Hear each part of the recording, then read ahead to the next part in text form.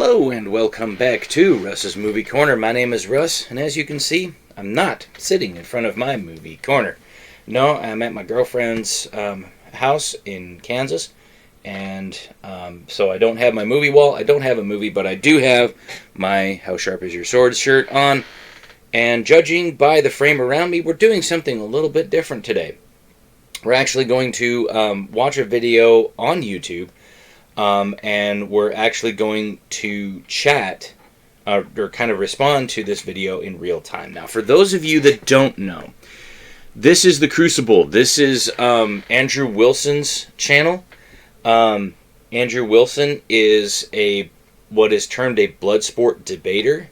He is a Christian in the Orthodox Church. And so he spends a lot of time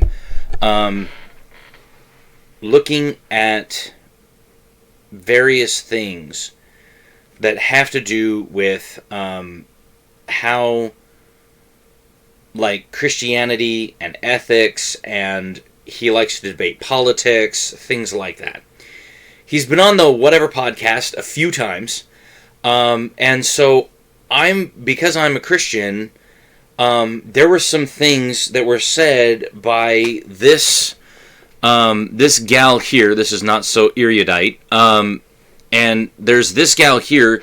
She's on OnlyFans, okay, and so she's gonna kind of talk about what her OnlyFans, what she does with OnlyFans and how she does things, and then Andrew's going to respond. And then NoSoErudite is going to jump in and start talking about some different things, okay? And so you'll have to forgive me, some of the women, they wear very skimpy clothes when they're on this podcast, and I don't really have a way to kind of block it out, so just be warned. If you've got children in the room, you might want to let them go, because some of this stuff is that they're talking about is also very adult content, and so there's a lot of things that do that. Okay, so let's jump into this, and we'll just kind of pause when we need to and kind of talk about it. Think so. So I feel like a lot of people think that because of what I do, I have daddy issues or mommy issues or whatever the f*** it is. But it's honestly, it's a self-made choice. I didn't go to my dad and be like, should I do this? And he just gave me all this advice to do it. I came to them, told them, because I wanted to be honest with my parents. They have that reason, they have that decision to make with their kid if they do something like this. You know what I mean? Whether they want to be in your life or not. I think it's bad parenting if you don't want to be in your kid's life, no matter what they do. I'm not saying if they delete someone, that's a great, I don't know. I feel like the line is just too broad here. So let me ask you this. Can you make the judgment and the value-added judgment on what's bad parenting? I have children. Do you have any? No. Okay. And then on top of it, from your parents' perspective, you turned out to go off and do OnlyFans and show your butthole online for money.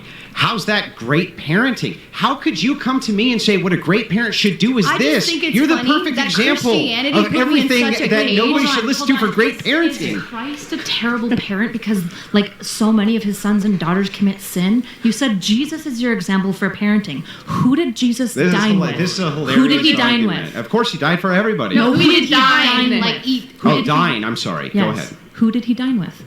In which context? His apostles? Matthew, or when? in the Gospels. Who did he dine he would with? dine with everybody. He dined with sinners. He would dine with Who saints. did he call godless fools? Okay, so let's pause it here for a second. Yes, Jesus dined with sinners, tax collectors, all of those type of people. But the question that we have to ask, and this is something that I had happen on a different video, okay? I have a video in mind that I'm going to do. It's a reaction video that will be coming soon. I didn't have time to do it this week because I'm in Kansas and because we've been busy and we've been doing a lot of things, so I haven't had an opportunity to sit down and do it. But I'm going to have a video that's going to address this very point, okay? NoSoErudite has this view of Christianity that Jesus is some kind of like hippie guy who just walked around and just dined with all of these sinners and, was just this great man, blah, blah, blah. And the problem is that that's not what happens, okay? And when people understand who the true Jesus is, okay, they start to understand. And then when I say understand, I mean truly read the Bible, not read it with their worldview kind of taken into account, but to actually look at what it says. Okay? Now, I'm trying to remember, I may have to look it up, but I'm trying to remember where was...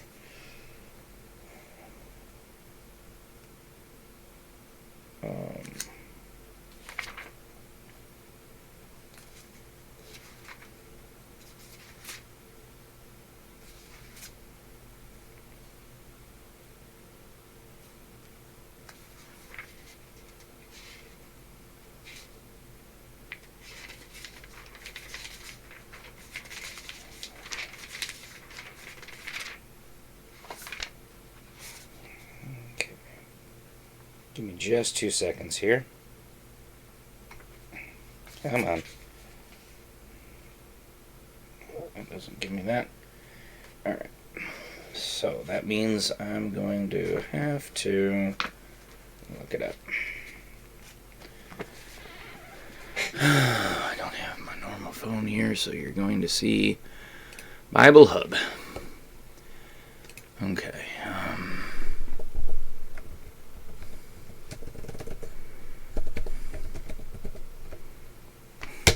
What in the hell?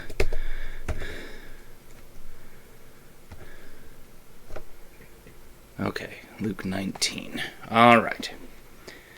So, where we're going today is in Luke 19.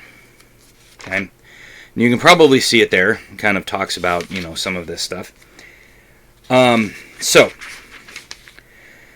Zacchaeus was a Pharisee, okay? And Zacchaeus, or not a Pharisee, a tax collector. And Zacchaeus, he would have been shunned by normal Jewish society. He was a Jew. He was appointed by Rome. And the thing is that all the Roman governors wanted was their tax money.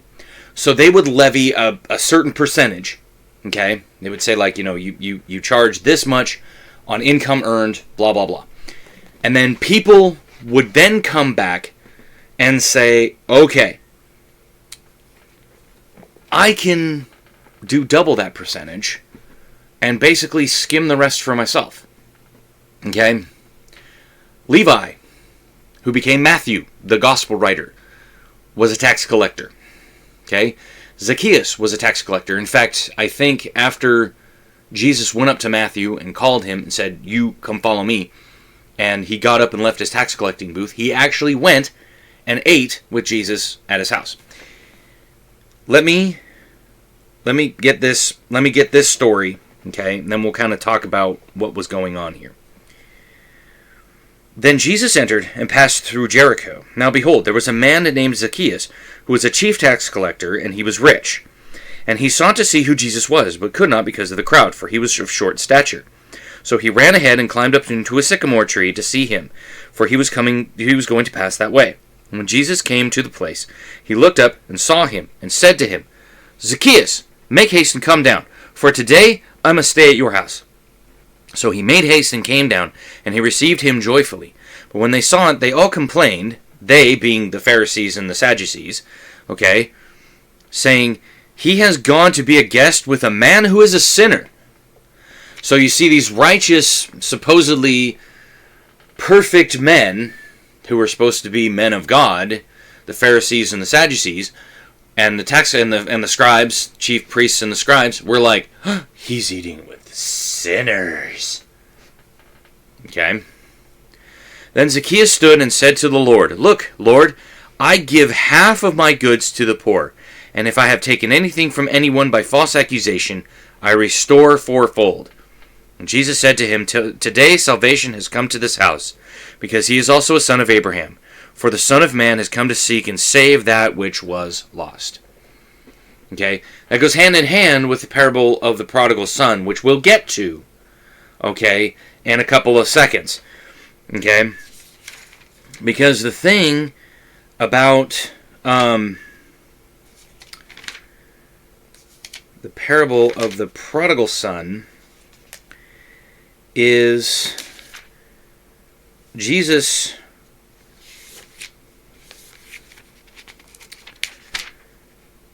let me just grab it here really quick, because we're going to jump into that in a few minutes. Because basically, the parable of the prodigal son, okay, talks about a man who, comes in and does a bunch of, crazy things. He goes out, leaves his father, does a whole bunch of different things, and, okay, there it is. So, we'll get to that in a minute. But basically what I wanted to highlight there was that when Jesus went to Zacchaeus' house, Zacchaeus realized, because of who he was, okay, like Matthew, like Peter, like John, like a lot of the other people, realized who Jesus was. And was like, I get it. I've committed a lot of sins in my life. I've done evil in the Lord's eyes. And now you, Lord, are in my house. And I don't want to be the same person I was. So here, I'll give half of everything I own to the poor. And if I've cheated anyone, if I've taken from anyone, if I've falsely accused them of not paying certain percentages of taxes, I will pay them back fourfold. And Jesus is like, he gets it. Notice that when Jesus came to his house, it fundamentally changed the man's life. His mind, his soul was cleansed by Jesus. Do you get it now? Jesus just didn't walk into Zacchaeus' house and be like, "Hey, yo, keep doing what you're doing, Zacchaeus, you're good." No. I mean, granted, Jesus didn't have to tell him anything, because Zacchaeus recognized who he was. Okay? But I believe if we look at Matthew really fast, when he calls Matthew, I want to say he calls him and then... Yep, Matthew tax collector. Okay. This is Matthew chapter 9, starting in verse 9. Jesus passed on from there. He saw a man named Matthew sitting at the tax office, and he said to him, "Follow me." So he arose and followed him. Now it happened, as Jesus sat at the table in the house, that, behold, many tax collectors and sinners came and sat down with him and his disciples. And when the Pharisee saw it, he said to his disciples, "Why does your teacher eat with tax collectors and sinners?" When Jesus heard that, he said to them, "Those who are well have no need of a physician, but those who are sick. But go and learn what this means. I desire mercy and not sacrifice, for I did not come to call the righteous, but sinners to repentance." Okay? And that's, let me see here.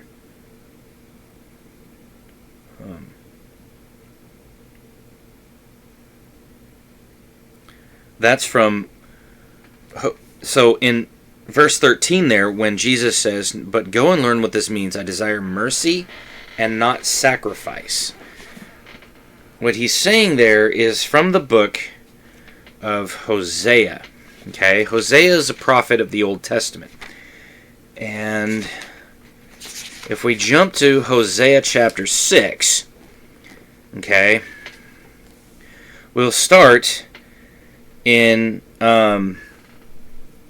verse 4, and we'll read through verse 11. That's basically the end of the chapter. "O Ephraim, what shall I do to you? O Judah, what shall I do to you? For your faithfulness is like a morning cloud, and like the early dew it goes away. Therefore I have hewn them by the prophets, I have slain them by the words of my mouth, and your judgments are like light that goes forth.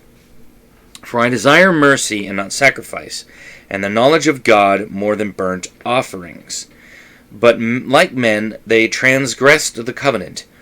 There they dealt treacherously with me. Gilead is a city of evildoers, and defiled with blood.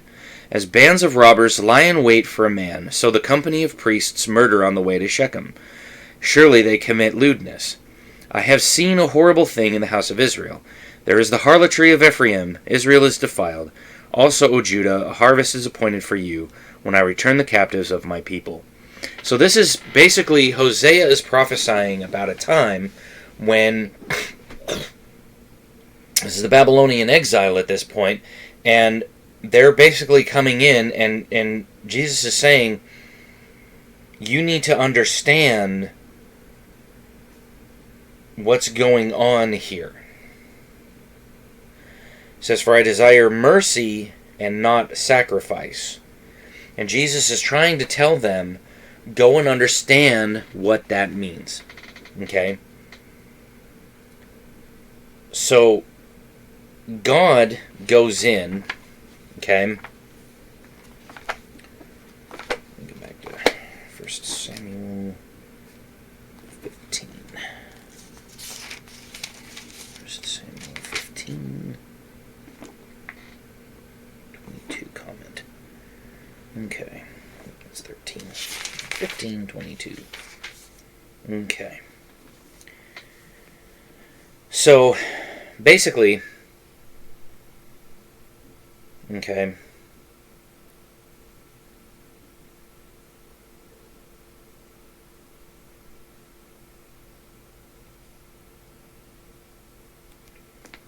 so Saul,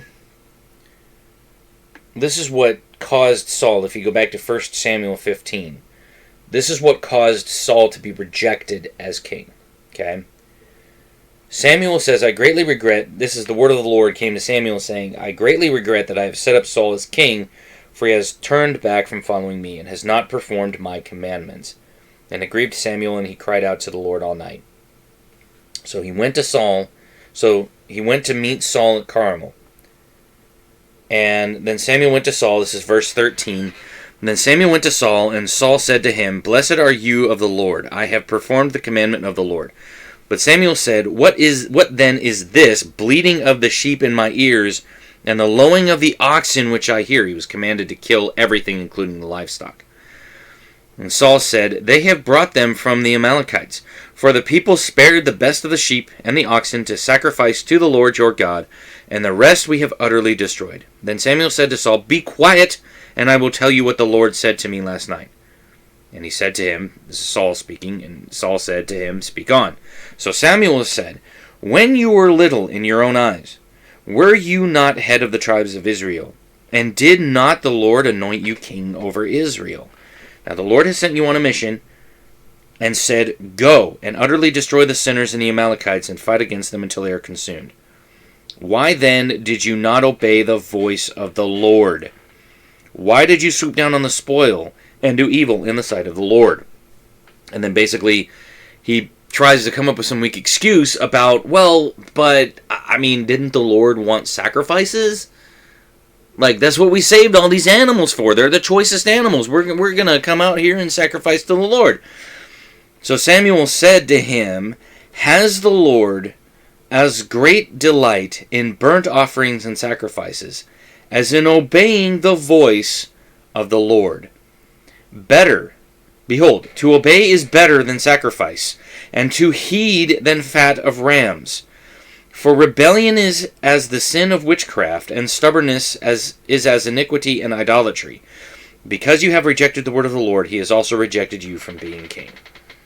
And that's when basically the Lord comes to Samuel and says, Go to the house of Jesse, I'm going to appoint a new king, and that's where David comes in to play.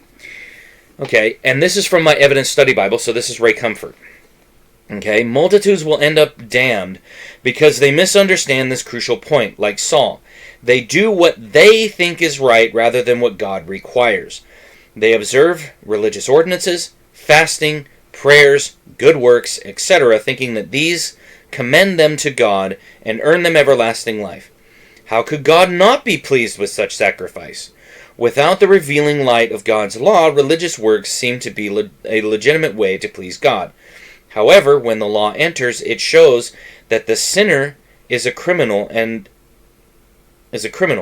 God's eyes, guilty of a multitude of heinous crimes before a holy judge.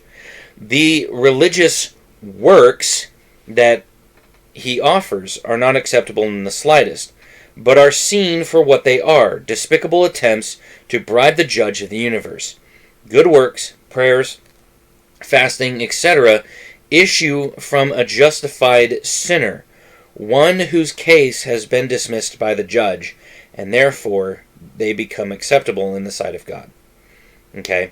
And that's what Jesus is talking about when he says to the Pharisees, okay, and the teachers of the law, when they come to him and say, "Why is he eating with sinners and tax collectors?" And he says, "But go and learn what this means. I desire mercy and not sacrifice." Okay? Because in that moment, when God is talking to Israel through Hosea, he is saying, he says, "Therefore I have hewn them by the prophets, I have slain them by the words of my mouth, and your judgments are like light that goes forth. For I desire mercy and not sacrifice, and the knowledge of God more than burnt offerings." Okay? This is basically Israel repenting back to God, saying, "We understand, Lord. You don't want just vain sacrifices, vain burnt offerings, vain works. You want us to desire your mercy and your knowledge." Okay? And that's basically what he's talking about there. And that's what Andrew and I are talking about when we're mentioning that, yes, Jesus did sit down with sinners and tax collectors. Okay? But he didn't leave them there. He didn't say, "Keep doing what you're doing, guys." Okay? Rejected outright. Okay, just stop. Who? Just get to your point. He You should called. know this. Well, it's fine if you don't know. should I? this. The But- people he called godless fools was Pharisees, the leaders of the religion. Whereas Okay. in the cases of women who were adulterers, tax collectors, The ones he told to sin no lepers, more? He told them to sin no more, Sin but no he more. still dined with them. And he told them to sin no more. He I should go and agree, sin but no just more. Yeah. He told them, he didn't leave them there. He didn't tell them that their sin was acceptable. Now, one of the most famous passages, and I keep going back to this in almost every single video I do when people talk about this stuff, because they don't seem to really understand what the hell is going on, okay? This is John 7:53 through 8:11, okay? And everyone went to his own house. This is basically the end of it, is when Jesus basically talks about being the heavenly scholar in chapter 7. Okay, his brothers don't believe in him right now. Okay, he just doesn't. But then he comes in and he says, "Okay, let me." So he talks to all these people, tells them who he is, and they all left. So then Jesus went to the Mount of Olives. Now early in the morning, he came again to the temple, and all the people came to him, and he sat down and taught them. Then the scribes and Pharisees brought to him a woman caught in adultery. Now notice here that this is not a woman and a man caught in adultery, because in actuality, if the man committed adultery, what were you to do with them under the law of Moses? Stone them. Both. To purge the evil from amongst you. But who did they bring?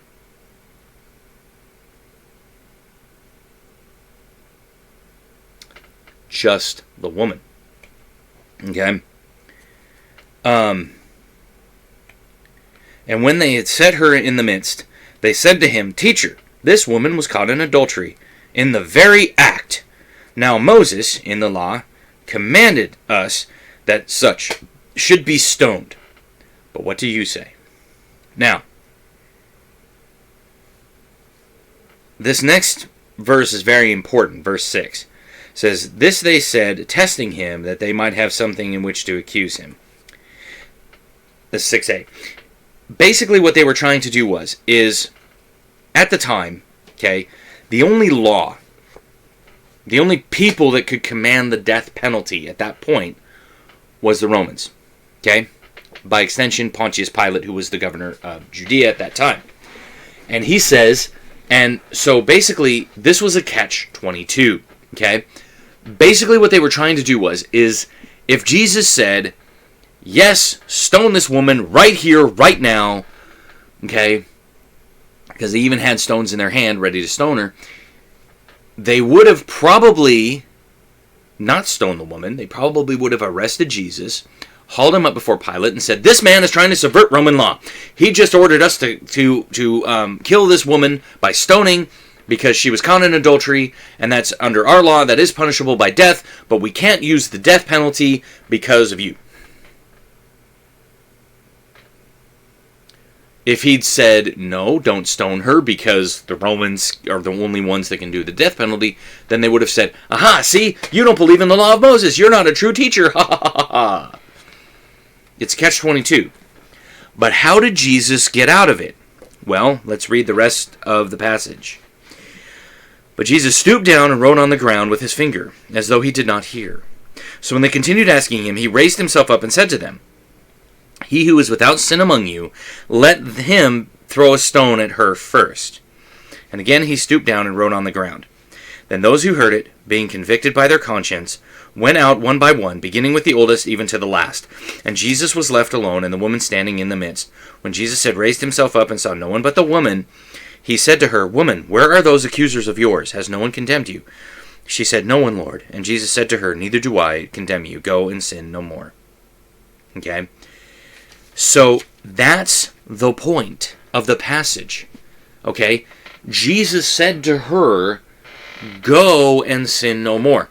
Now, interestingly enough, when I was doing my Bible study fellowship this last year, because we were doing the book of John, in the book of John, one of the commentators that somebody brought up, because when you've been in BSF for a really long time, they say that you're typically just supposed to kind of read the passage and then just answer the questions using what's in the passage and your own knowledge. But sometimes people will go outside of that and they will bring in some external commentary. And one of the guys was saying that in one of the Psalms, and I can't remember exactly which Psalm it was, but in one of the Psalms, he says, "I write your sins in the dirt." And he goes, who do we know Jesus is? The man in BSF. He says, who do we know Jesus is? God. He goes, so over here in Psalms, it says, God writes your sins in dirt. What is Jesus doing in this moment? He's writing in the dirt. What is he writing? It doesn't say what he's writing. But he goes, I think that it's a fulfillment of this prophecy where he is literally writing the sins of the people in the dirt. The sins of the crowd. And I take it one step further and say, probably the first one that he wrote down was the man who was committing adultery with the woman that they caught in adultery. And I believe he wrote that man's name and put adultery. To let him know, I know who you are. I know what your sin is. And so, did Jesus just pick that woman up or like grab that woman by the shoulders and say, you're good, no one condemns you, go back and have some more sex? Did he? Did he affirm her lifestyle at all? No! He said, go and sin no more. Okay? Now, it is true that he wasn't eating dinner with the Pharisees. And yes, he called Pharisees hypocrites and broods of vipers. Okay? Because that's what they were. Okay? When Jesus says, I came to save the lost, or I came, it's not the sick, or it's not the healthy that need a doctor, but the sick. And I have come not to call the righteous, but the sinners to repentance. He's trying to give a subtle jab at the Pharisees, because they think themselves righteous. And some of them probably were righteous. Gamaliel being one of them, the teacher of Saul. Okay? So it's not that Jesus isn't saying you guys can't have nice things. He's saying you have to understand that the sinners are the ones that need repentance. And by extension, that means the Pharisees themselves, but they thought themselves above the law of Moses because they taught the law of Moses. Okay? So that's why he's kind of subtly jabbing at them like that. Okay? He's poking them subtly, saying, you're just as human as the rest of them. You need the repentance too, but you're not going to listen to me. Because you think you're above the law of God. That's what part of the 7 woes are. If you read the 7 woes in Matthew chapter 23, okay? He goes, woe to you, you scribes and Pharisees, you hypocrites. Yeah, he says it 7 times, and part of that is, he calls them whitewashed tombs. He calls them bulls being wiped and set upside down. Okay? He's calling them, he says you wipe out the outside and turn it upside down, but inwardly it's still dirty. He basically, and he's calling them whitewashed tombs. They're spiritually dead inside, even though the tomb looks beautiful from the outside. Because what are they doing? They're vain. Why do you think he did the parable of the tax collector and the Pharisee and the tax collector? Okay? Where the tax collector literally stands up in the synagogue and is like, look at me, I'm the man. Look at that. I'm not like these people. I'm not even like these tax collector over here. I fast, I tithe, I do all my stuff. Look at me. I'm the man. Who do we know that's like that? It's not most preachers in America. It's those megachurch pastors. That's who are the Pharisees of this generation. They're legalistic, okay? Because they're like, we're going to go right up here and we're going to take it right up to the edge. No, that's not what it is. That's sinning, okay? When you're trying to find the line in the law, you're sinning. That's not how it works, folks. Okay? That's not how it works. So let's finish this out.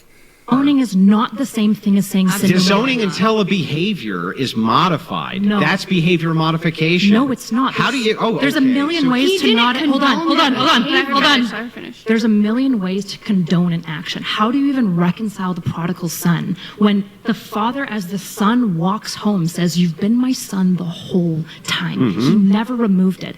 The son left, and the father allowed him to live out the consequences of that. But the father didn't disown him. First of all, that's... Okay. Time out for a second. All right. Let's look at the story of the prodigal son. Okay? Let's look at the story of the prodigal son. Okay?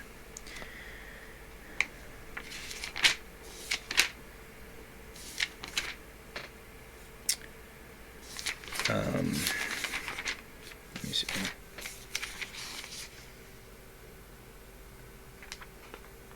Yeah, okay. It's 15. Not 16, it's 15.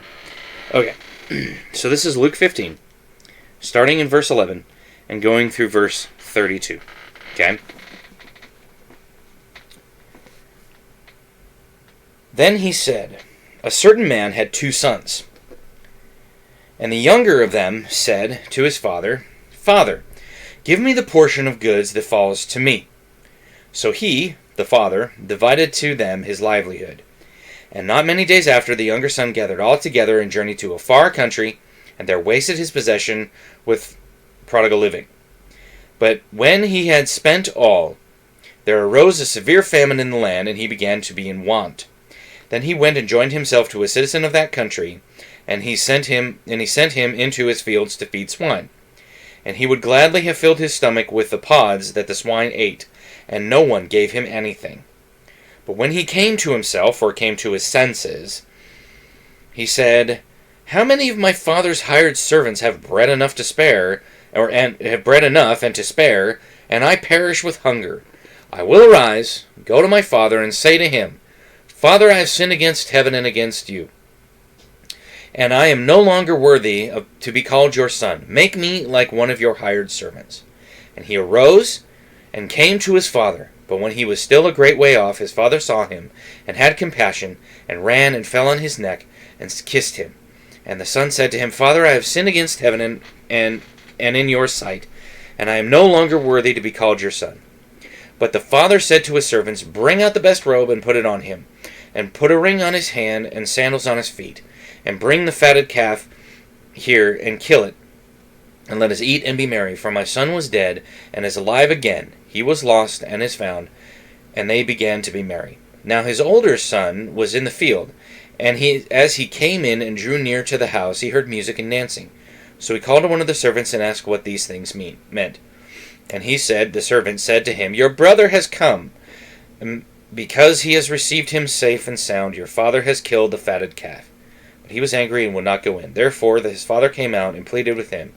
And so he answered and said to his father, Lo, these many years I have been serving you. I never transgressed your commandment at any time, and yet you never gave me a young goat that I might make merry with my friends. But as soon as this son of yours came, who has devoured your livelihood with the harlots, you killed the fatted calf for him. And he said to him, Son, you are always with me, and all that I have is yours, because they split their inheritance. So basically at this point, the first son, the oldest son, is going to receive every single thing that he has to offer. And he says, It was right that we should make merry and be glad, for your brother was dead and is alive again, and was lost and is found. Okay? He's basically saying, look, I get it. You've always been here. You've always been doing what you're doing, and I'm grateful for that. And everything I have is yours. So he's basically saying, the father's saying, when I'm gone, okay, you get all of this. So you get to make merry with how you want. But your brother, okay, yes, he went out and sinned. And he realized his sin. That's the point of he was dead and is alive again. Okay? When it says he came to himself or he came to his senses, it basically means, this is what I mean by when we as Christians, okay, are walking by the pigsty on a dirt road and we fall in the mud, and the sinners, the true sinners, the ones that are kind of sitting there, laugh at us. Haha, you got dirty. Because they love to point out our sin, right? When we mess up. And it's like, have you looked at yourself in the mirror lately? You're sitting in the middle of the pigsty. And basically, excuse me, that's what is happening here. Is the prodigal son is going out and living prodigiously. He is going out and just like living it up. Okay? He leaves his father's house, he goes out and squanders his entire inheritance. Okay? So much so that he has to get a job working in the fields, feeding the pigs, or working, if you want, in a pigsty. And one day, he wakes up and goes, damn, my father's hired men have it better than I do. I'm not getting much food. I'm feeding these pigs. They're eating better than me. And my father's men have always had bread and even more, like enough to eat and leftovers. So I'm going to go and I'm going to eat. I'm going to go and I'm going to tell my father, I've sinned against heaven and against you. I don't deserve to be called your son. So just make me like one of your servants. And that's important because that shows that the man, that the prodigal son there learns I've done bad things. And you know what? I can't do it anymore. I need to get out. I need to get back to where my father's men are and just work in his fields. That's what the picture of repentance looks like. It's not about us who are already in the religion, or maybe those of us who have grown up in the church, okay, and you see a new person come in and get saved. You don't get mad, you rejoice. That's the point of the story, is that he's going, the father's going, son, you've already got the inheritance. You're already in. But he left and then came back.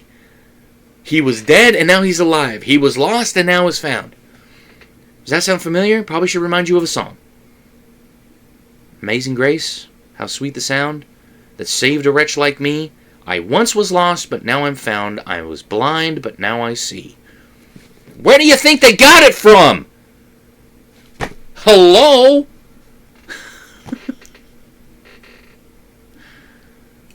Father didn't send him away, and when he came back, he threw him a massive party. Yes, the parable. prodigal child. The parable of the prodigal son. But here's the thing: when you're looking at what happened in the results of the prodigal son, the father did. So, just before he says this, okay, let me say it for him. The father didn't go to the country, okay, where the son was feeding pigs, and be like, "Hey, son, how's it going? Oh, horrible, Dad, I squandered my whole inheritance. Oh, that's okay. Here's more money. Go back out and whore it up." He didn't say that. He didn't go there and pick the kid up and be like, "All right, come on, son. Let's take you back to the house. Let's wash you off. Let's clean you up. Let's restore you. You know, you're good. Don't worry about it, son. I'll give you some more money. You can go back out and whore it up tomorrow." No. The father waited. He still loved his son. Even though his son was gone and doing things, he still loved his son. But he was not going to affirm the son's lifestyle. He was going to wait until it got so bad that the son would come home and say, "I messed up." And if you truly are a good parent, if your child leaves, let's say your child does go do OnlyFans, okay? Nothing you can do about it. They're a consenting adult. They want to show nudie pictures of themselves on the internet. Okay? You still love them. But you're not going to affirm their lifestyle. You're not going to sit there and be like, "Hey, congratulations on your OnlyFans. Here's a whole bunch of money." No, you're probably going to cut that child off. Okay? And you're probably going to tell them, "We don't want you coming around here in our house and doing your OnlyFans, okay, and making money that's immoral in an immoral way, because that's wrong. You're not going to do that as a parent. And any parent that does is a horrible parent. Okay? That's the point of the story. The prodigal son is not being affirmed in his lifestyle. It isn't until he comes back and repents to his father. Okay, he repents, which means to turn around. He realizes what he's been doing wrong, and he goes back to his father with a humble heart and a contrite spirit, and he says, "Father, I have sinned against heaven and against you. I don't deserve to be with you. I don't deserve to do this stuff. Make me like one of your servants." That's what the father wanted to hear. You are ready, son. You're ready to come back into the fold. That's the point of the story. You're repenting. And there's been times where I've done bad things in my life. Okay? And I've had to go to my parents, and I've had to talk to them, and I've had to say, "I've done bad things." And my parents would say, "Okay, what have you done?" And then we talk about it. And they're disappointed, yes. but they still love me, and they'll still help me, but they're not going to, like, do that unless I come to them and say, I've done a bad thing, and I need help with that bad thing. Okay? That's the point, people. That's the point. Did not go where the son was, committing all these heinous acts. We're not saying... Stop. We're not saying you should start an OnlyFans. That's what we're saying. We're not saying join OnlyFans. We're saying you don't disown your child. You're all spurging. Calm down. Let me finish my point. Okay?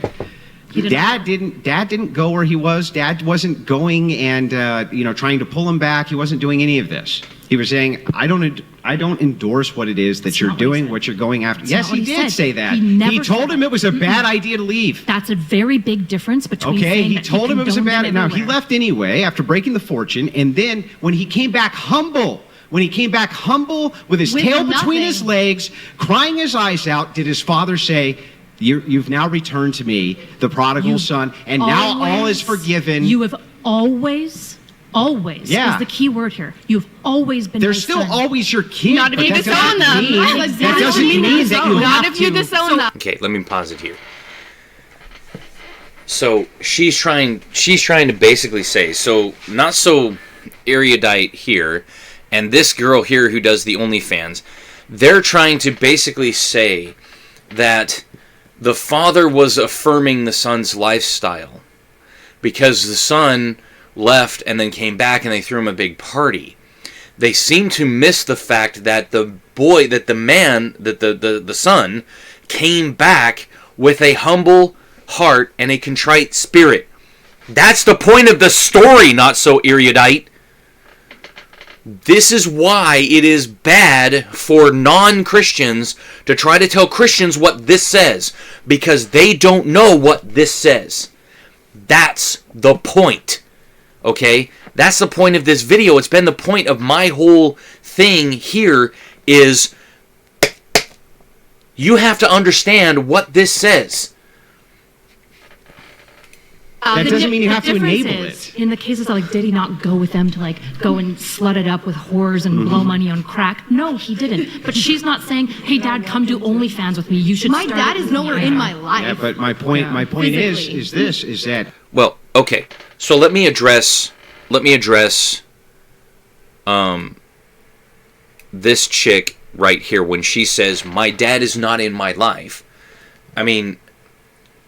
The point of the thing was, I believe if you go back and watch the original podcast, is what she's saying is she's like, well, because I do OnlyFans, people assume I have daddy issues because, I went and told my dad that I was going to go do OnlyFans and he disowned me. And Andrew was like, yep, that makes sense. It's what I'd do.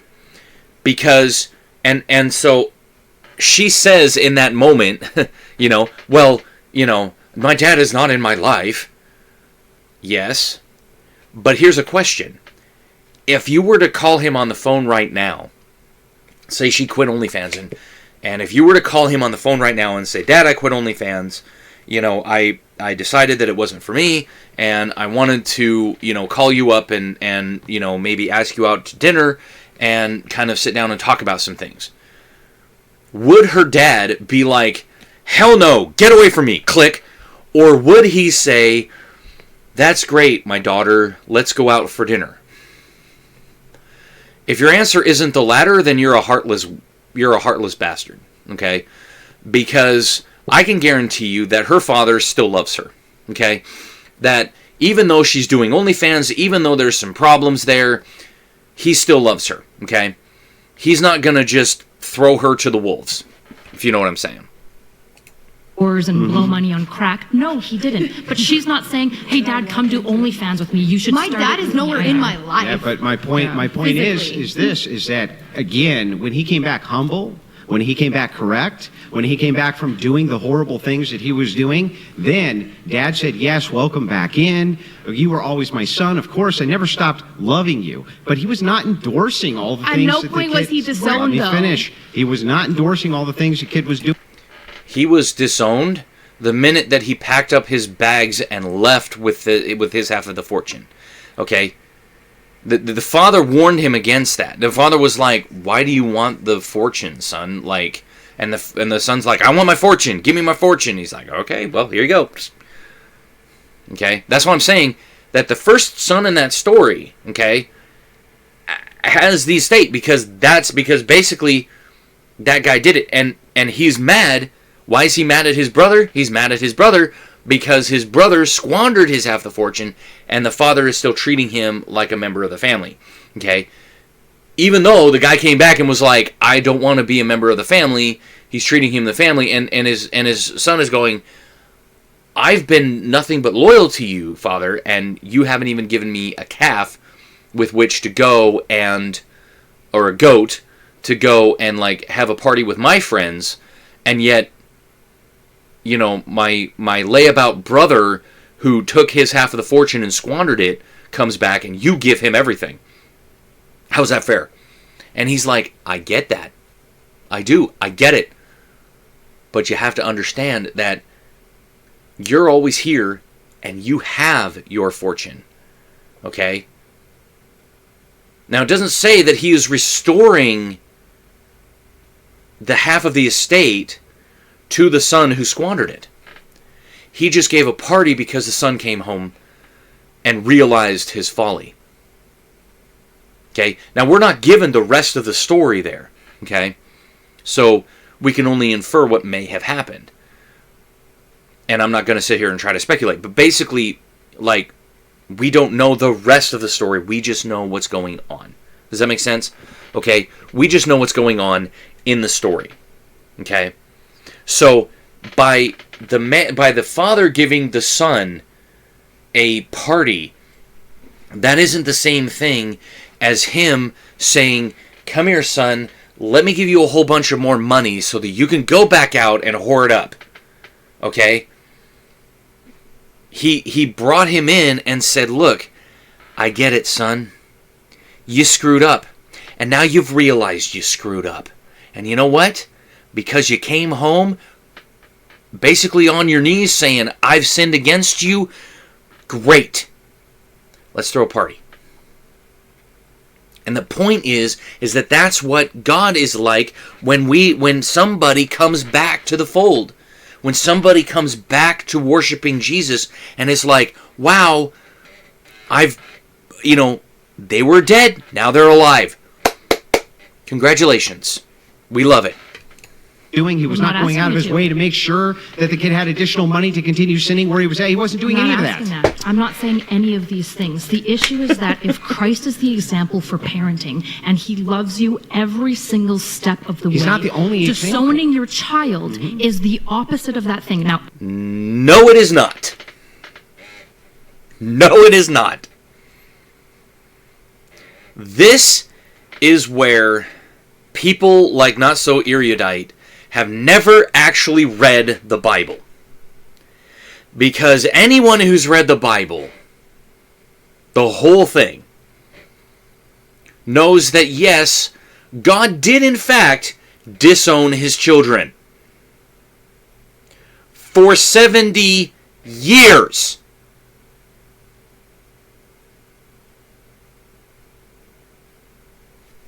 Second Kings, Second Chronicles, Jeremiah. Go read them, NoSoErudite.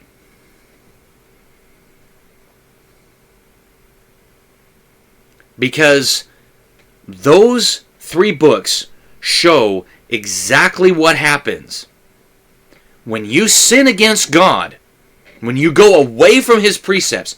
God eventually throws his hands up in the air and says, "Screw it." Lest we forget Genesis chapter 6. The Lord said, "It has grieved me that I have made man on the earth.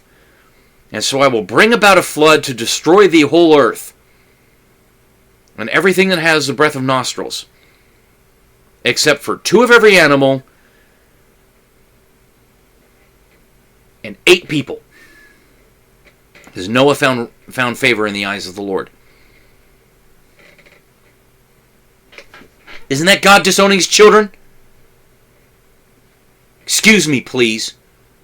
Sodom and Gomorrah? Isn't that God disowning his children? His creation? Excuse me, please. Read the Bible.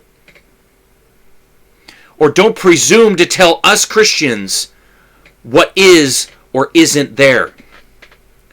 Because I can tell you that Jesus doesn't affirm your sin.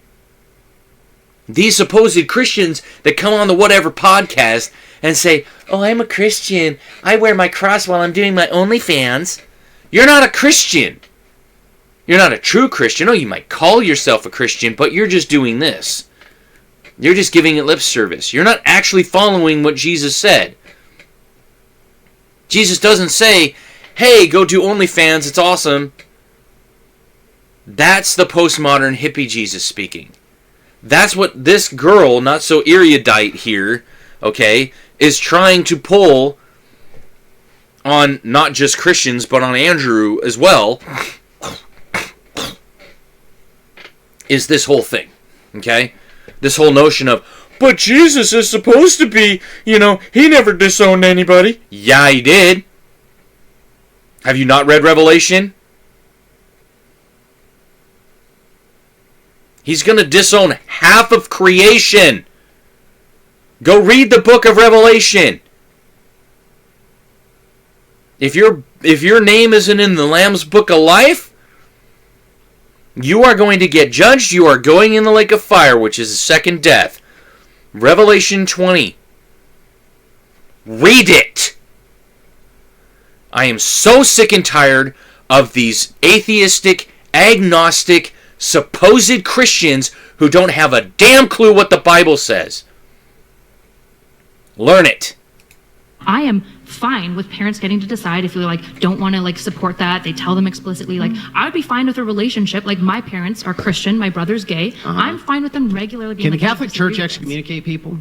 Yes, but the Catholic Church is in no way the same thing as a so if the Catholic Church excommunicates somebody, are you saying that what they're doing... Why do they excommunicate? Let me finish. Hold on, that's an extremely important Stop. question. We're getting... Stop. Okay, make a final point and I'm moving I'll on. make it quick. If you make an excommunication, why is it that they're not turning their back on their children? Okay, an excommunication at an apostolic level of the Catholic Church is about godless fools. It's about Not always. Pharisees. That is why the Eastern Orthodox was removed. They broke up with They didn't. because they the thought other way. that you got It was the other way. No. The Great Schism happened because the Catholic Church wanted to control access to the Bible. They wanted to control how people worshipped. And Emperor Constantine and the Orthodox Church said, hell no. Sorry, buddy, you're not going to do that, okay? And so they split from the Roman Catholic Church, and they became the Eastern Orthodox Church. Okay? I've studied the Great Schism. I know what they're doing, okay? Because that's part of church history, okay? It's the same thing with Copernicus, with Galileo, with, all of these other people. Martin Luther was excommunicated because he didn't believe in indulgences. Okay? In fact, I think I have... No, that's postmodernism. Here's Martin Luther. Okay? The Indulgences Controversy. In the fall of 1517, an ostensibly innocuous event quickly made Luther's name a household word in Germany. Irritated by Johann Tetzel, a Dominican friar who was reported to have preached to the faithful that purchase of a letter of indulgence entailed the forgiveness of sins, Luther drafted a set of propositions for the purpose of conducting an academic debate on indulgences at the University of Wittenberg. He dispatched a copy of the 95 Theses to Tetzel's superior, Archbishop Albert of Mainz, along with a request that Albert put a stop to Tetzel's extravagant preaching. He also sent copies to a number of friends. Before long, Albert formally requested that an official proceedings be commenced in Rome to ascertain the work's orthodoxy. Meanwhile, it began to be circulated in Germany, together with some explanatory publications by Luther. Luther clearly intended the 95 Theses to be subservient to the Church and the Pope, and their overall tone is accordingly searching rather than doctrinaire. Nevertheless, there is a detectable undercurrent of a reforming sentiment in the work, expressed in several theses, beginning with the phrase "Christians are taught to be that," as well as some openly provocative statements. Thesis 86, for example, asks, "Why does not the Pope, whose wealth today is greater than the wealth of the richest Crassus, build the Basilica of St. Peter with his own money rather than with the money of poor believers?" He's basically saying, hey, buddy, you're obscenely rich from all these indulgences and various other tithes and things that people are giving to the church. Why don't you build St. Peter's Basilica with your own money, rather than fleecing other people to build it? Come on. That's the point, okay? And the thing is that, okay, if I remember correctly, let me see here. If I remember correctly, I believe he was excommunicated for this. And so that became, yeah. Meanwhile, after delay caused by the election of the new German emperor, the formal ecclesiastical proceedings against Luther were revived in the fall of 1519. In January 1520, the consistory heard the recommendation of Luther's orthodoxy be examined, and 1 month later a papal commission concluded that Luther's teachings were heretical. Because this conclusion seemed hasty to some members of the Curia, another commission, consisting of the heads of several important monastic orders, was convened, and it rendered the surprisingly mild judgment that Luther's propositions were, quote, "scandalous and offensive to pious ears, but not heretical." After Eck appeared in Rome and made dire pronouncements on the situation in Germany, yet another examination of Luther's writings was undertaken. Finally, on June 15th, 1520, Pope Leo issued the bull Exsurge Domine, Arise, O Lord, which charged that 41 sentences in Luther's various writings were heretical, scandalous, offensive to pious ears, though it did not specify which sentences had received what verdict. Luther was given 60 days upon receiving the bull to recant, and another 60 to report his recantation to Rome. At first, Luther believed the story that the bull was a malicious rumor spread by Eck. When the reality of his condemnation became clear, however, he responded belligerently in a tract titled "Against the Exorable Bull of the Antichrist." Upon expiration of the 60-day period stipulated in the bull, on December 10th, 1520, Luther canceled his classes, marched to a bonfire started by his students outside one of the city gates, and threw a copy of the bull into the fire. The ensuing bull of excommunication, Decet Romanum Pontificum, pleases the Roman pontiff, was published January 3rd, 1521. Martin Luther was formally declared a heretic. Ordinarily, those condemned as heretics were apprehended by an authority of the secular government and put to death by burning. In Luther's case, however, a complex set of factors made such punishment impossible. The new German king and Holy Roman Emperor Charles V had agreed as a condition of his election that no German would be convicted without a proper hearing. Many, including Luther himself, were convinced that Luther had not been granted this right. Others noted various formal deficiencies in Exsurge Domine, including the fact that it did not correctly quote Luther, and that one of the sentences it condemned was actually written by another author. Still others thought that Luther's call for reform deserved a more serious hearing. A proposal was therefore circulated that Luther should be given a formal hearing when the Imperial Diet convened in Worms later in the spring. And basically from that rose Protestantism.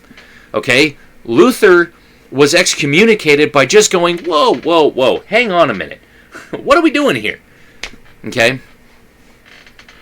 And this is the papal bull right here. Okay? This is the papal bull. Okay? That was what was issued to Martin Luther. Okay? So no, excommunication is not dire circumstances or godless heathens all the time. Excommunication was when you went against the teachings of the church in some way, shape, or form. Okay? That's also like the Council of Trent, for instance. Okay? The Council of Trent created a whole host of various umbrella terms that basically said, if you don't agree with this, let them be anathema, which basically meant let them basically be chucked out into the outer darkness. They're out of the church. They're excommunicated. That's what anathema means. Okay? when at the end of the sentences of the Council of Trent where it says, let them be anathema, that basically means let them be excommunicated. They're gone. So sorry, NoSoErudite.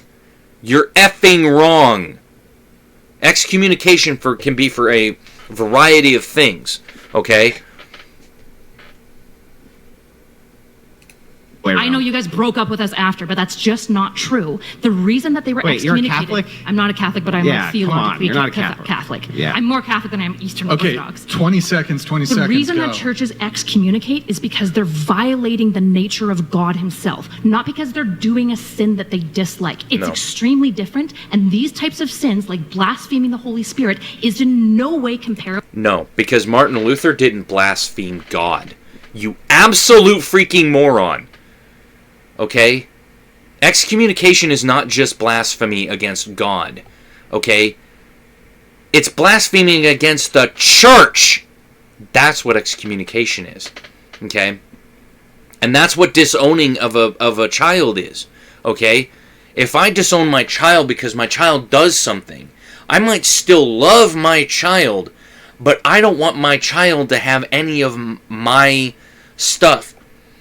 Okay? That's the point, you absolute moron.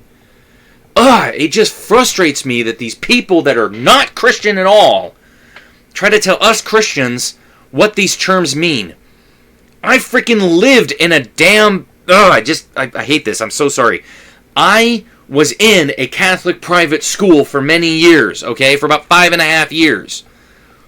I know more about Catholicism than this stupid idiot, okay? And I'm sorry to say, NoSoErudite, you have no clue what you're talking about. Okay? So stop. And that goes for any atheist out there that wants to try to sit there and try to tell us Christians how to live. You don't know how to live. Stop trying to tell us how to live. And what do I mean by you don't know how to live? You don't know what this is. Which is why I ask the question.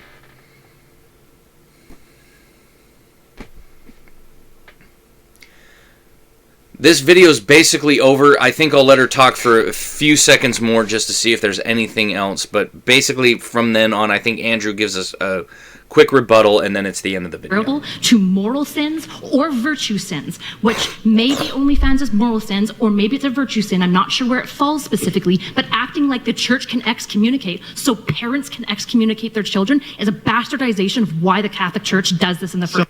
No, it's not. No, it's not. Okay? Because God disowned his children Israel to Babylon for 70 frickin' years. NoSoErudite. So why would then a parent not be allowed to basically excommunicate their child out of a family, or disown their child out of a family when there's actual provisions for it in the law of Moses as well? This is why people who don't know the Bible shouldn't be talking about the Bible, because they don't have a fucking clue what it says. And I am sick to death of people like this trying to tell me how to live my damn life. Okay? And trying to tell me, well, you shouldn't be able to disown your child, because God doesn't disown his children. Yes, he did! Go read the book of 2 Kings, 2 Chronicles, and Jeremiah! You absolute freaking moron. So let's look at this logically to what you're saying, not what the distinctions and the reasoning are. Yeah, I know. I'm just trying to respond. What the distinction and the reasonings are. Let's look at this from a holistic. You claimed, listen, because Jesus Christ said thing X, it's not proper for you to then say, nope, I'll walk away from this. But it is proper for the Catholic Church to do the same thing under the same circumstances. And your only claim to this is to say that they rejected Christ. So the same thing happens exactly sin is here. not rejecting Christ. Yes, it is. Yes, it is, because who is Christ? The second person in the frickin' Trinity. This is why you're not a Christian, NoSoErudite. This is why you need Jesus, because you don't know who Jesus is. Jesus is not just a man, he is also God. He is God the Son. Okay? There's God the Father, God the Son, God the Holy Spirit. That's the Trinity. Okay? 3 persons, 1 being.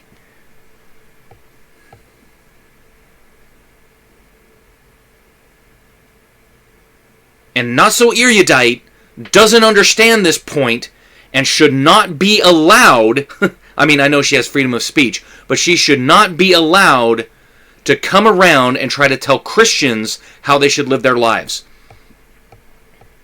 Because she doesn't have a clue how to live her life. Because she doesn't understand what the precepts of the Bible actually say. And so therefore she should not be allowed to say a damn thing. Okay? Smash that like button, hit subscribe, drop a comment below, let me know what you think of this video. The link to this will be in the description. I actually responded to a couple of things. I just wanted to kind of show you really quick. I actually gave 2 responses. Okay? I actually said at 2:04, this is when you can tell someone hasn't actually read the Bible. God disowned Israel and Judah for 70 years, erudite. Go read 2 Kings, 2 Chronicles, and Jeremiah. You biblically illiterate maroons need to stop trying to tell us what the Bible says. Jesus never affirmed sin. So shut up about the things you can't possibly understand. And then at 2:19, the prodigal son repented. That is what happened. And because of his broken and contrite heart, God said, I forgive you. He didn't find the son in squalor and say, keep doing what you're doing, son. What are you even reading? It sure as hell isn't the Bible. Okay? So NoSoErudite, you're done. Okay? Stop trying to tell Christians how to live their life. Now look, Andrew isn't trying to tell her how to live her life, but she is trying to tell Christians how to live their life, and I am sick to death of it. Okay? I am done. Okay? So, stay tuned. There'll be a quick gospel presentation, and we'll see you on the next one. So, I kind of wanted to interrupt this video just before we end, just to kind of talk a little bit about the gospel of Jesus Christ. A lot of people seem to not understand, why did Jesus come in the first place? Why would an all-powerful, all-loving God come down, try to, live a seemingly perfect life, and then die on a cross and rise again? Well, there's a few things that we can look at, but first, I think we need to examine the problem of sin. Okay? A lot of people seem to look at things in unnecessarily black and white. Okay? You're either extremely evil or you're very good. And 90% of the time when you ask people a question, this particular question, they tend to answer in the affirmative. Are you a good person? And most people would probably answer, yeah, I'm a good person. But are you really? Because whose standards are you judging that by? Are you judging that by the standards of human beings? Or are you judging that by the standards of God? Because 90% of the time when you look at things, if you're judging it by the standards of human beings, yeah, compared to that person over there, or that person in prison, or that dictator in that country, yeah, I'm a good person. But when you look at the standards of God, you're not a good person. Okay? So, judging by the standards of God, let's just walk through 4 of the 10 Commandments. And the first one I'd like to look at is, have you ever told a lie? Be honest with yourself. Everybody's told lies. I've told lies. Okay? If you tell a lie, what does that make you? A liar. Have you ever stolen something? Even if it's something very small.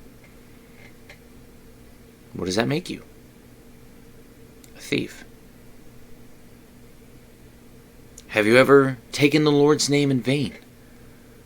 I know I've done that a few times. That's called blasphemy. And have you ever looked at another person? Could be man, could be woman.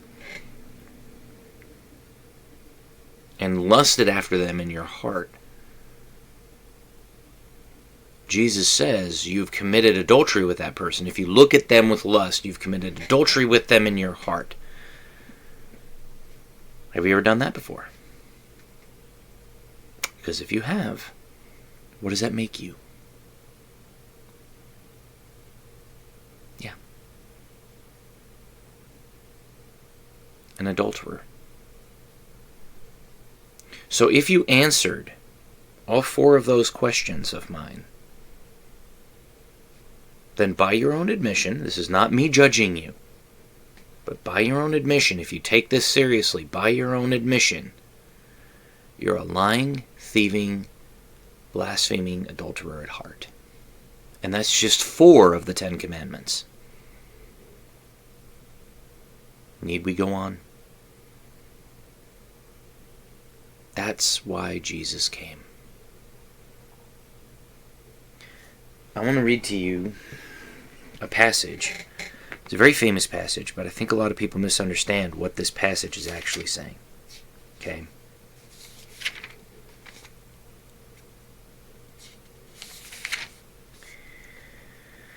For God so loved the world, that he gave his only begotten Son, that whoever believes in him should not perish, but have everlasting life. For God did not send his Son into the world to condemn the world, but that the world through him might be saved. So you're probably thinking, well then, that's great. How do I believe in him? Well, you repent. You say, Jesus, forgive me for all of these sins that I've committed. Forgive me for blaspheming, for thieving, for lying, for being an adulterer at heart. Forgive me for all of those things that I've done in my life. And then I would encourage you to pick up a Bible and read through John and through Romans. Because that's going to help you understand what it means to follow Christ. Okay? And then after that, I would recommend find a Bible reading plan and read through the Bible from Genesis all the way through Revelation. Okay? It'll be an eye-opening experience, especially if you've never actually truly sat down and read through the Bible. Okay? I've read a majority of the Bible. I mean, I can point at stories that I've read or have heard throughout the years, preachers talk on, things happening. But this is the first time that I've ever truly sat down and read through the Bible, what I've been doing this year with my church called Read the Bible for Life, where we've been reading chronologically through the Bible. We just got done with Lamentations, and we're in the book of Ezekiel. And let me tell you something, it's been an eye-opening experience. There's been a lot of things in the Bible that I have realized I'm actually used in my ministry here. Okay? So I want you to understand that for by grace you have been saved through faith, not through works, lest any man should boast. That's Ephesians 2, 8, and 9. Okay? That's the essence of the gospel message. It's believing in Jesus Christ, that he came to seek and to save the lost. He is here right now. Jesus is. Most people don't understand that. Most people think, Jesus was just a man who came down, lived a life, and then left. Was killed off by the Romans and left. No, he is God, and he came here so that we might have life and have it abundantly. Now, don't get me wrong. You're still a sinner. I'm still a sinner today. Okay? But if you prayed that prayer, you became a Christian. Okay? You became a Christ follower, which means you have to follow the precepts that Christ said. And unlike you've probably heard from a lot of people, it's not going to be sunshine, rainbows, and unicorns, folks. It never has been. Okay? No one, especially Jesus, okay, and Paul, they knew. Okay? Paul suffered greatly at the hands of the Romans. Okay? And at the hands of the Jews. Okay? And he went into it knowing full well what was going to happen. Okay? So know that your trials and tribulations are not over. They never will be this side of heaven. But if you prayed that prayer and you became a follower of Christ, I want you to know that you have a man who's going to have your back through thick and thin, way more than any person on this earth ever will. Okay? Because through all of the things that have happened in my life, I can tell you right now that the only person that has ever been there for me throughout all of it has been him. So if you prayed that prayer, you want to know what to do next. Okay? You want to know kind of like, now what? Okay? Then I want you to know that you're not alone. Biggest thing you can do is find a church. A church that teaches from this book. Okay? The Bible. A church that doesn't just sit there and tell you what people want to hear. Okay? That's not what we're here for. Okay? We're here to learn what Jesus wanted from followers and what we're supposed to do as Christ followers. Okay? That's what the Bible says. Okay? So know the Jesus of the Bible. Not the postmodern hippie Jesus who says everything is good, peace, love, and tolerance, man. Okay? You want to know who Jesus truly is. And I'd say to know that, after you get done reading through John, reading through Romans, read through the Gospels. Read who this man Jesus is. Okay? And read through the Old Testament, because you don't get the New Testament without the Old. Okay? And a lot of people don't really understand that. And everything in the Old Testament comes in from... Everything in the New Testament comes from the Old Testament. And everything in the Old Testament points towards Jesus. Okay? It's interesting because they're symbiotic. If you read through the Old Testament, okay? Read through the Old Testament. Everything there points towards Jesus, okay? His first coming and his second coming. If you start to read through the New Testament, you start to look and see that it's actually pointing backwards at certain things in the Old Testament that people missed. That's one of the things that Paul does so brilliantly, is he brings things from the Old Testament, because he was a Pharisee, he would have known the Old Testament backwards and forwards, into the New Testament, into the New Covenant, and saying, here's how things work.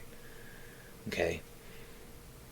So, it's important. That's why I'm saying you need to read through the Bible. Okay? That's why I ask, how sharp is your sword to Christians? Because if you're not reading the Bible, you're not understanding what God is trying to tell you and what things are going on in life.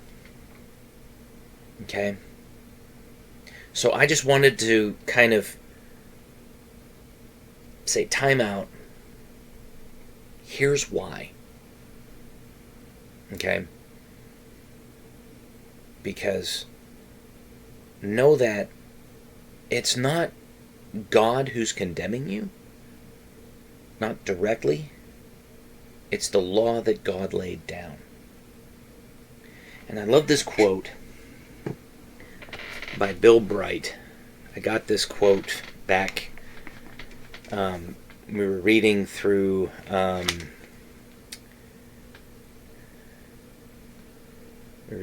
book of Ruth earlier this year, and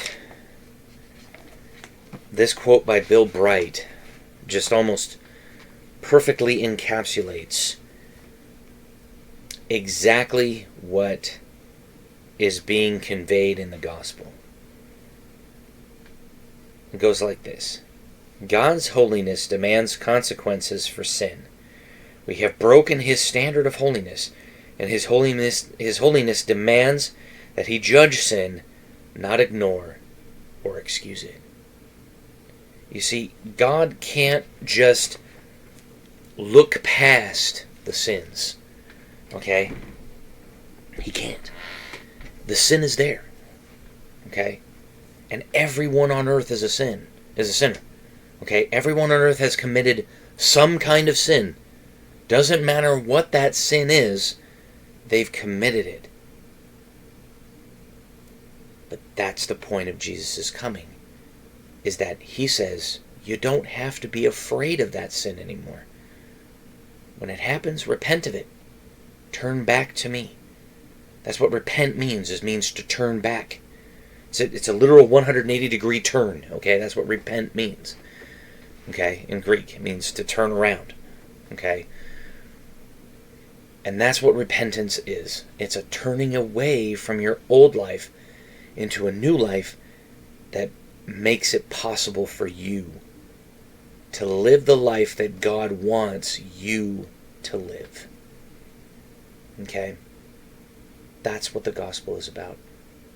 And that's why I said read Romans, because when I said all are sinners, okay, that's literally Romans 3:23 and 6:23, okay? Romans 3:23 says, for all have sinned and fallen short of the glory of God. Romans 6:23 says, for the wages of sin is death, but the gift of God is eternal life through Christ Jesus our Lord. And that's all it is, folks. That's literally the gospel in a nutshell. We're all sinners. We're all deserving of the punishment that we're going to receive. But the grace of God is the gift of Jesus Christ. The salvation that he brings to us, that's the gift. It'd be like if you were standing in a plane without a parachute, and a person says, now we're all going to jump. And you're thinking, oh, I don't need a parachute. The air will catch me. That's the promises of this world. That's what saying, I'm a good person, though. That's air. It's not real. Because whose metric are you judging goodness by? I don't know how many times I've watched videos over the last 10 years on YouTube of these atheists standing there saying, but I'm a good person, but I'm a good person, but I'm a good person. No. Because the number one question I hear from Christians towards said atheist is, by whose metric, yours or God's? And that's what Ray Comfort sets out to do every time he goes out to evangelize on the street, is he literally stands there and says, by whose metric? Yours or God's? Because we looked at God's metric earlier on, and if you're judging by that metric, no, you're not a good person, you're a sinner. That doesn't mean you're evil, it doesn't mean you're bad. It just means you're like everyone else on this earth. Okay? Everyone has sinned. And I can guarantee you, it doesn't matter who it is. The Pope has sinned in his lifetime. Okay? All of the cardinals of the Catholic Church have sinned at some point in their lifetime. Who do they pray to get rid of that sin? That's the point. Everyone has sinned. But the gift of God is eternal life through Christ Jesus our Lord. That's what we cling to as Christians. That's the hope that we have. That after this life, there is something else. And that's what we have. So if you made that decision, drop a comment below. Let me know that you made that decision.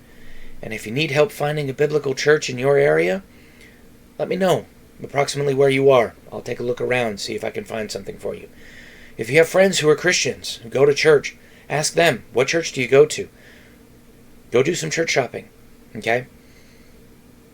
But try to find a church that is biblical. Don't go to the big churches, the mega churches, like Joel Osteen's church, or T.D. Jakes' church, or Stephen Furtick's church, or Michael Todd's church. There's a lot of false teachers out there, okay? And they're not good. They're not good at all.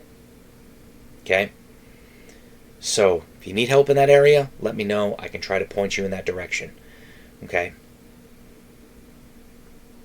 So, as we say, we'll see you on the next one.